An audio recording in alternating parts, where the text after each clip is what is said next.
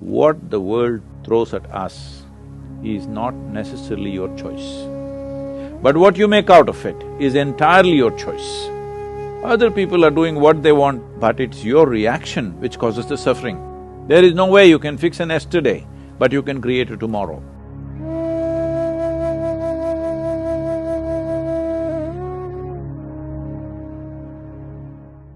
Namaskaram, Sadhguru. So I have a childhood friend. She grew up in a very uneasy family environment because her parents had a very strained relationship, due to which she grew up amongst constant fights with lack of love.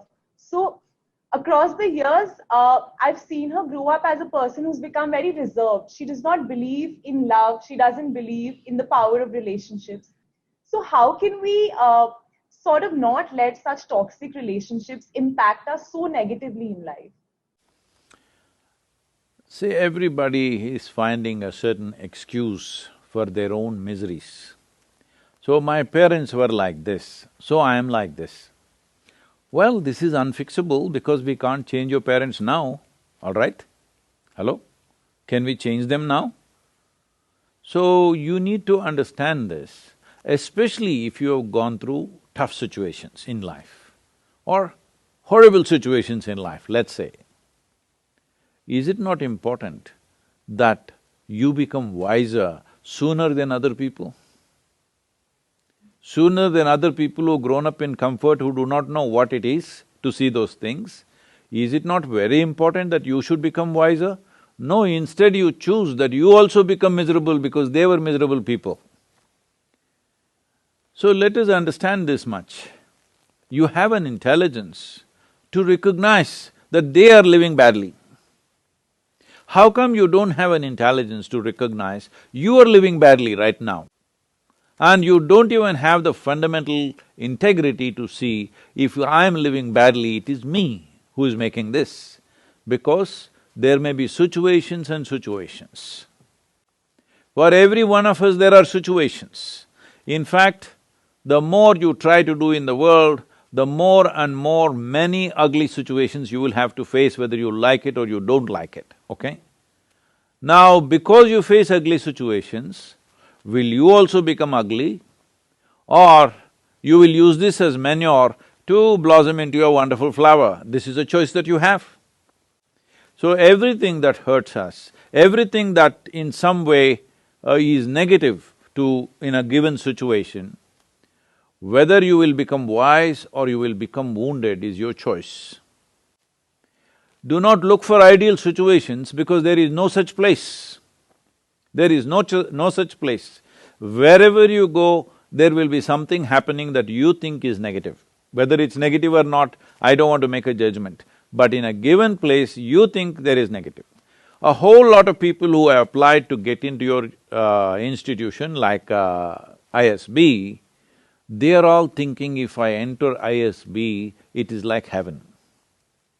But I'm sure there are many people in your institution who think this is the most horrible place, full of politics, full of nonsense, full of this. Aren't there such people? Hello? I'm sure they are there, you don't become one of them. Because in every place there are issues, all right? Where there are two people, there is an issue. How we conduct these issues depends on, are we in a state of conscious response to these issues, or are we in some compulsive reaction to these issues? This determines how we conduct ourselves. This has become a syndrome all over the world because they've all read a little bit of Freud, little bit of Maslow, little bit of all this European psychiatric stuff. And everybody is a psychiatrist. Because my parents were like this, I am like this. Come on, huh? Where is your intelligence? If your parents were like this, you must take a vow, you will never ever be like that. Hello? Yes or no?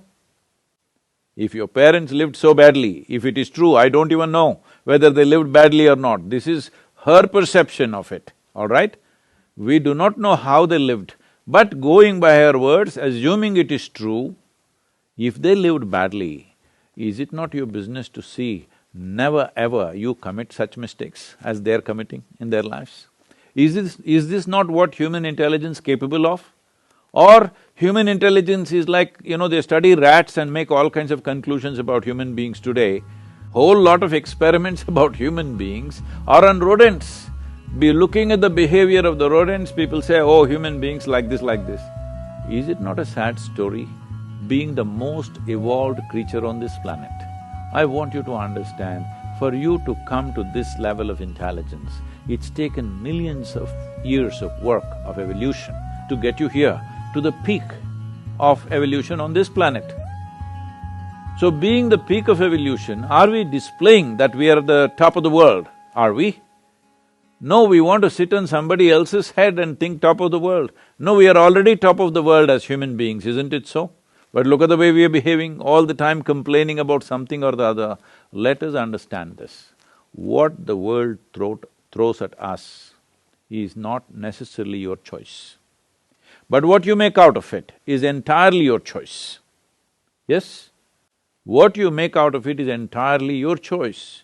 Your experience of life, this much you must come to every one of you young people, if you want your potential to open up in the world, one important thing that you must fix in your life is your experience of life, either peacefulness or agitation, either joy or misery, blissfulness or suffering, whatever it is, your experience is entirely made by you. Other people are doing what they want, their drama they're conducting. It is your reaction to that which is causing these experiences to you. Right now, if I abuse you, I won't, I'm just telling you, Mrudu. Suppose I abuse you, the abuse is in my mouth. It is not a bullet, it doesn't come and hit you, but it's your reaction which causes the suffering, isn't it? Suppose I abuse you nicely in Tamil language or Telugu or Kannada, this guy will understand that's a problem. But if I abuse you in a language that you don't understand, with a smile on my face, you will think I'm saying sweet things to you, isn't it? And you'll respond nicely to me. So I'm telling you, your experience of what is happening with you right now is 100% determined by you. Human experience happens from within, not from outside. Outside influences are there. How far we allow them to affect us, unless they're physical situations. You're in a war zone, somebody is shooting at you, that's a different matter, all right? That needs to be dealt with in a different way. Even there, a conscious response will give you better chance of survival than wild reactions. So, the privilege of being human being is this, that we have an intelligence to determine what should be our experience of life. Other creatures are in a natural, instinctive, compulsive reaction. We are supposed to be above that. But most human beings are trying to disprove this, and they are also in a compulsive state of reaction. And above all, parents. Well, they are living the way they know best, isn't it? If they knew any better, they would have done better. They're doing their best. Well, they gave birth to you, which is a phenomenal thing. Maybe not willingly, but they gave birth to you one way or the other, and they gave you enough food and education and nonsense, whatever you needed, and brought you up to this level. Now don't keep on looking at the rear view mirror forever.